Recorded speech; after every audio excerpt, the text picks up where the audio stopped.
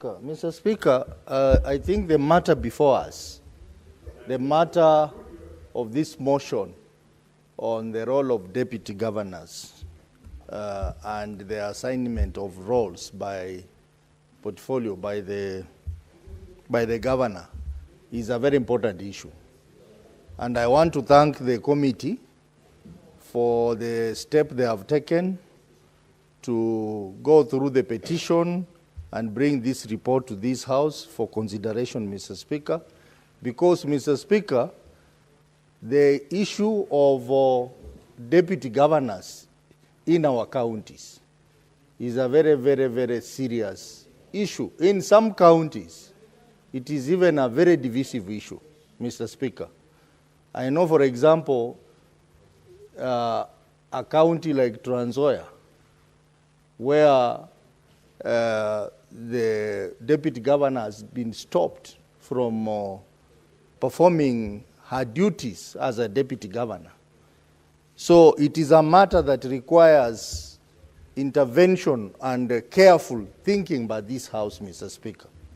We have deputy governors in some counties who have no office. You remember even your own county, Mr. Speaker, we had that problem. We have deputy governors whose... Chair, Devolution Committee, Senator Boni Karwari, Senator Chalagay Samson. We have deputy governors who have no fuel for their vehicles. They don't even have vehicles in the first place, Mr. Speaker, because they have been denied vehicles, they have been denied fuel.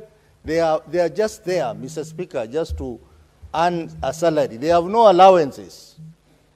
And yet, in law, they are supposed to be substantive principal assistant to the governor. Mr. Speaker, I get the argument by Senator Aluale and Senator Cheragay. But in the Constitution, if you read Article 179, it does not talk about assignment of portfolios. It talks about the deputy governor being the deputy chief executive of the county. But the County Government Act has gone further to define that the governor may assign portfolios to the deputy governor.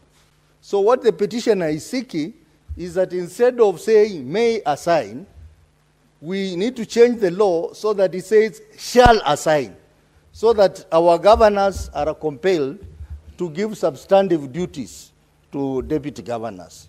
And that will help a lot in resolving some of the problems that we have in our counties, where deputy governors are basically flower girls, and in some cases are even enemies of the governor.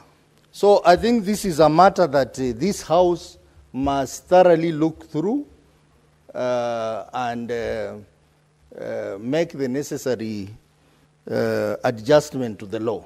But, Mr. Speaker, even as we seek to do that, we must also protect the office of the governor, Mr. Speaker. Mr. Speaker, you have a scenario where some deputy governors are, because of that constitutional requirement, where you are supposed to be having a running mate, you pick someone to be your deputy governor, and then as soon as he comes in, he realizes that he can actually become a governor by just when we have a vacancy in that office. So they start undermining the governor. So now what happens? Or they start, is used by your competitors to undermine you. So what happens? They instantly become enemies. So we need to really look at this relationship between the principal and the deputy.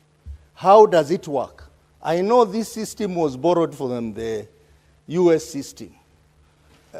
We must acknowledge that we have a problem with that pairing.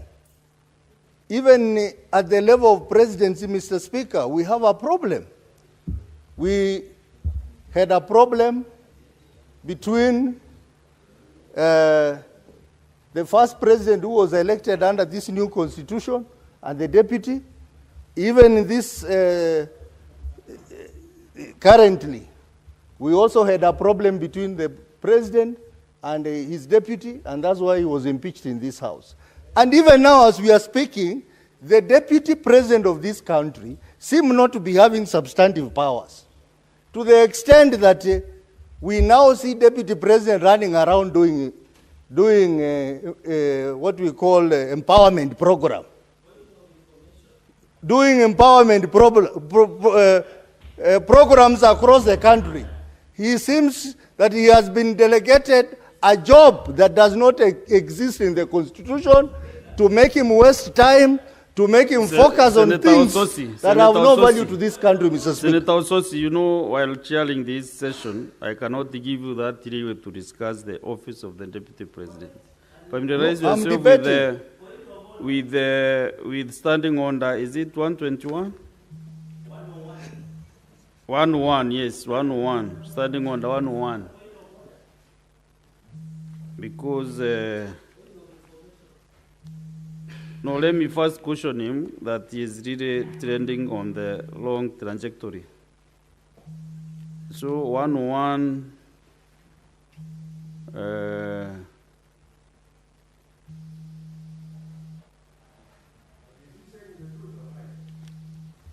no, we must bring a substantive motion to discuss the Deputy President. Mr. Speaker.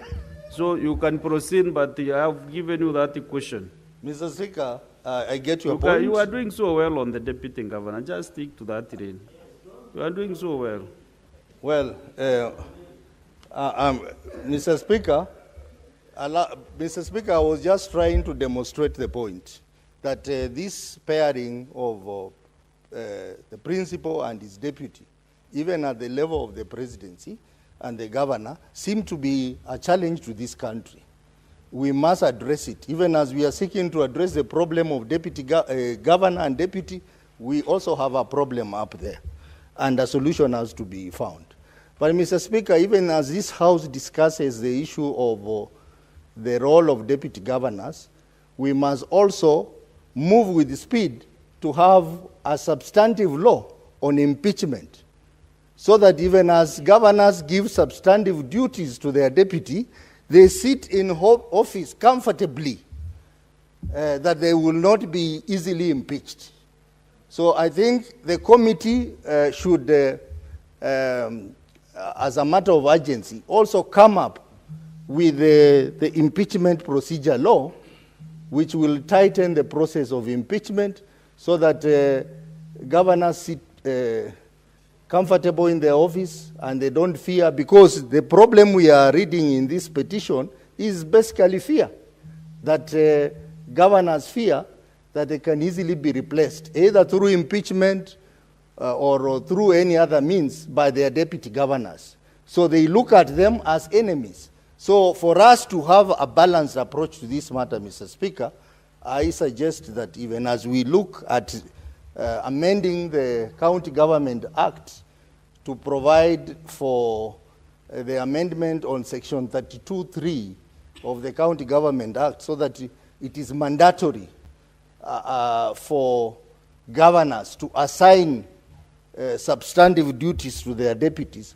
Likewise, we must ensure there is a substantive law to make governors comfortable in their office and tighten the process of impeaching governors in this country. Otherwise, this is a very progressive law, and I want to support and request that we should all support this, so that we have stabilities in our counties, so that governors can feel safe, and also deputy governors can perform their roles of deputy governor.